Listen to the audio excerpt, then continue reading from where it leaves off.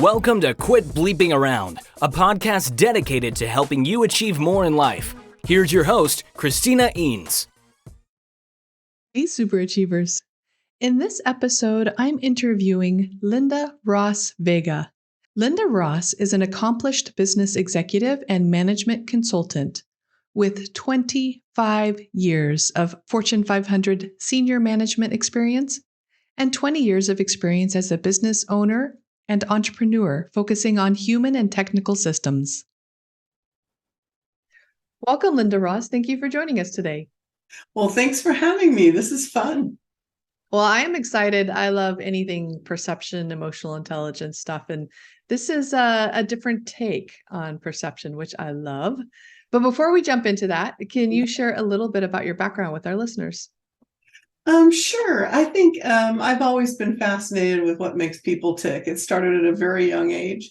And then there's another piece of my life, which is I decided also at a young age that life is too short not to enjoy who you are or what you do, right? So if you put those two things together, they led me through a career in actually technology for years. But the thing that drove me the most was how to match people with what they do naturally well.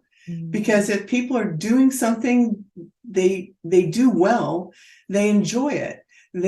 Things get done on time. Things get done with better quality. So it was fascinating. And about 30 years ago, I met a gentleman who was working on perception and style theories, and we joined forces to sort of combine psychology with business, and the coaching business and practice was born. So it's a circuitous route to get here, but the bottom line is just what makes people tick is the most fun. Oh, yeah. But aren't circuitous routes like the funnest, I think, because you get well-rounded, you get different experiences. Yeah. I agree. Yeah. I'm like you. I love anything about neuroscience, anything about what people do to make things, make their lives easier. I think it's fascinating. Yeah. Well, so then let's dive in. What exactly is a perceptual style? Well, so perception is a really fascinating thing that we all do. And so what we were looking for is a way to help people understand what makes them uniquely them, what their natural strengths are, how they make meaning of the world around them. And actually, when we started working on our theory, it's a behavioral styles theory, we thought maybe it was cognitive. So we did a lot of research on that. And then one day we just went, no, it's really perception. So when you think about perception, it's the process of taking in information through your five senses. So that's sight, hearing, taste, touch, smell, and making meaning of it and then applying it. And so what actually happens in our perception is you take in that information from your five senses, you apply a filter, and that's your perceptual style. It's your innate biases. It's your brain's way of whittling things down to what's important and what's not important, what to pay attention to, what not. Otherwise, we'd be totally overwhelmed with life. I mean, we just wouldn't be able to take it all in. So there's what comes in from your senses, your perceptual style, your filter, and then your life experience. And your life experience was this true for me before? Is this new? Do I have, your brain holds on to those kinds of thoughts. And so if you take your perception, those three things happen literally in a blink of an eye. Mm-hmm. And it tells you what's important, what's not important. It influences your values. It influences what your natural strengths are, because think of it, what you do naturally well is going to be aligned with how you see the world around you. Yeah. Right. So that's what perception is about. So our research led us to discover 6 distinctly unique perceptual styles. So in each one has its own strengths and its own blind spots, but people fall into one of those styles. And we believe it's innate. We believe you're born with it. So it doesn't change over time, but your awareness of it does. Yeah. Right. And your life experience will make a difference on how you show up and how you bring it into the world. And so that's where we came up with the styles. We've done like 4 or 5 formal studies, if that makes any sense. Mhm. And what we've learned so far is that there doesn't seem to be a difference in gender or culture or, anything like that. It's just reasonably equal divisions of 6, right? That's cool. Okay, so now you know what the next question is, right? What are they? What are they? So there's 6 styles, and I'll do them in alphabetical order because that's the easiest way for me to remember them. So there's activity, adjustments, flow, goals, methods, and vision. And each one of those labels describes a distinct perceptual experience. So, for example, activity people make meaning through experience. The fact that they experienced it is how it's meaningful. And you'll find they do things like tell lots of stories because they want you to experience something the way they experience it. So they kind of jump into life with both feet and let it sort it out. Adjustments folks make meaning through information, and they're natural gatherers of information. And they also see an incredible amount of nuance and ripple effects of how things fit with each other.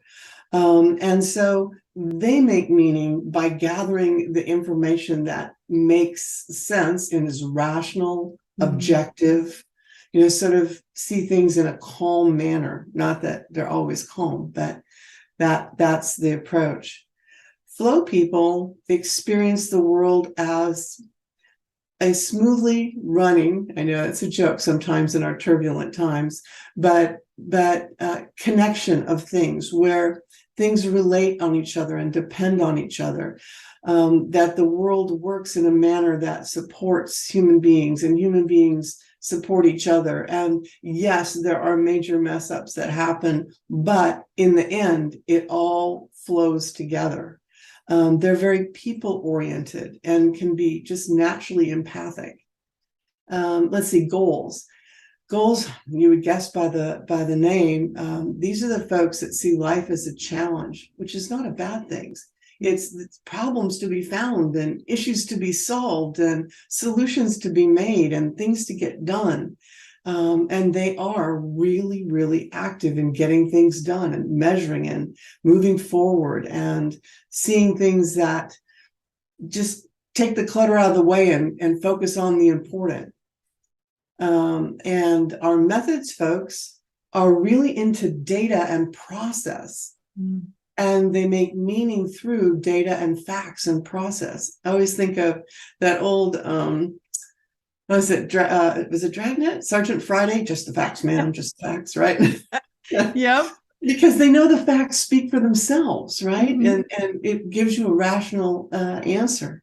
So if you have a problem, you just don't have enough facts. That's the issue, right? And then vision, these are our folks that see the world as just, there are poster optimists, if the poster child optimists, see the world as possibility and opportunity and things to do, and life is lessons and things to know and moving forward. So each style has a different way of just approaching life in general and seeing life in general. And then because of your perceptual style, you have a really, really large smorgasbord of natural skills and talents and potential that's there for you to learn and to use. Yeah. And so often we don't use our natural skills. Yeah. Right? There are many reasons for it, not the least of which is sometimes they're not encouraged because people think we should do it their way instead of our way. Right? Yeah. Our brains are interesting in the fact that it's easier to be negative sometimes. And also we pay more attention to negative feedback than we do positive feedback. Yeah. Negativity bias. Exactly. And it was, our brains were wired that way for survival, right? It makes a difference. You got to pay attention, and it could be threatening, right? But as we've evolved, we kind of all just sort of let a bad roommate move into our heads sometime and only listen to the bad, you know. Now, are you only one style, or can you have components of several of them?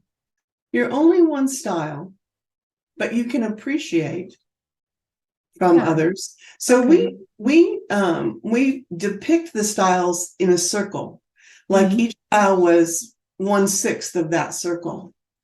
So you have relationships with other styles. For example, you'll have an opposite, usually pretty obvious what's opposite. Yeah, when you go, Exactly. You'll have two next door neighbors, the slices of the pie that are on either side of you. And you'll have some shared similarities with those folks, you know, sometimes at a high level, right? Sometimes with a little more depth. And then you'll have two styles that aren't next to you and they aren't opposite of you. We call those one-offs. So there's nothing in common and there's nothing obviously different. So I related to several of them, but one that I was like, is the methods one. So what's the opposite of methods? Opposite of methods is activity. So I'm activity. I would guess, but I related to goals and flow as well. Yeah, that would be okay, because there's, you know, life experiences about how we approach things, and you can be operationally oriented, like getting things done and accomplishing things. It's just that you do it with the flavor of your perceptual style, not necessarily the same way goals would do it, for example. Okay. Yeah. Now, once you know what your style is, and I know it could change by style, but are there some general suggestions for what you do with that? Sure. I think it's a journey of self-discovery, but the whole idea is to first understand what it is that's unique about you, what your strengths are, how you see the world. And it's a process of self-validation. So finding out your style is just a tool to go like, oh yeah, I knew that about me, or oh my gosh, I had no idea. I've never tried that before. Let me try it. And so my advice is, if you can find your strengths, whatever tool you use to find your strengths, and then sort of stand in them, let them be the foundation of how you take action. They'll prepare you to deal with life's ups and downs, and they'll give you that solid rock to hold on to. And too often we chase our weaknesses or our perceived weaknesses. Okay. Yeah. In fact, one of the things that we've always had, it makes us smile, is that people go, "Oh, that's great about my style, but what's wrong with it?" Okay. And it's like, okay, hold on a minute. Please first just think about what you do well and do more of that. Yeah. Because when you are grounded in your strengths, then you can put your perceived weaknesses in perspective. Yeah. Do you really need to do that? Isn't it nice that somebody else can? You know, is it something you need to do a little bit of? But the problem is, when we chase weaknesses first, we don't get things done. We don't take advantage of our strengths as a foundation. We're too busy chasing the weakness. Oh, wow. So what else do you want our listeners to know about these styles? I'd say the most important thing is anything that you use to help you with more self-awareness or self-discovery is a great tool. Okay. And there are many ways of looking at things. So our perceptual style is a way of measuring perception, how you see the world. Okay. There are other ways to know more about yourself. The important thing is to accept it as truth with a small t instead of a capital T. Make it one of the pieces of your basket of things that you carry for yourself. But one of the great advantages, I think, in perceptual style is not only knowing about yourself, it's understanding the differences between others. And suddenly you can avoid making disconnects that you didn't intend. You can depersonalize things because they actually see it differently than you do, and that's okay. It's a place to start. So it really, really makes a difference in the relationships that you care about to be aware of stylistic differences, the difference between a what and a how. Sometimes the how doesn't really make that much difference. It's okay to let it be different. Yeah. So that's what I hope people get when they use perceptual style. Yeah. Go ahead. I was going to say, it's got, great practical application from relationships or finding the career you like, just because matching the things that you do well with an environment or a task or a job that allows you to do those. Oh, yeah. It doesn't set up roadblocks. So those are practical uses. I love that. Yeah, matching your strengths, which is great. I also love realizing that, let's say, that person on the opposite side of the perceptual style wheel is not there just to upset you. They're looking at the world from a different perspective, and we need that. We need to be able to see the full picture that way. Exactly. I often say they're not just being a twit, okay? They really are seeing it differently. And so sometimes taking a moment to understand that helps you get clarity yourself, right? And the reality is that human beings, we're community oriented. I mean, no one person does it all. I mean, all the sayings and slogans about no man is an island, they're all very, very true. Yeah. And we wither in isolation. We grow in community. But in order to do that, you can't be wanting to make everyone be just like you. Think how boring that would be. Yeah. Gotta get along and appreciate the differences. Exactly. Appreciate the differences and be able to, when you can see the strength in someone else, it makes it so much easier to let go of things, to make connections that work, to appreciate both that someone can do something that you can't and that you don't have to. Yes, it's absolutely. Absolutely delightful. So we have a thing around here in our family and at work, we call it live the theory. Like, not my strength. You go for it. You will live that. live the theory. I love that. So now if people want to learn more about perceptual styles as well as what you do, can you share with the listeners your products and or services? Sure.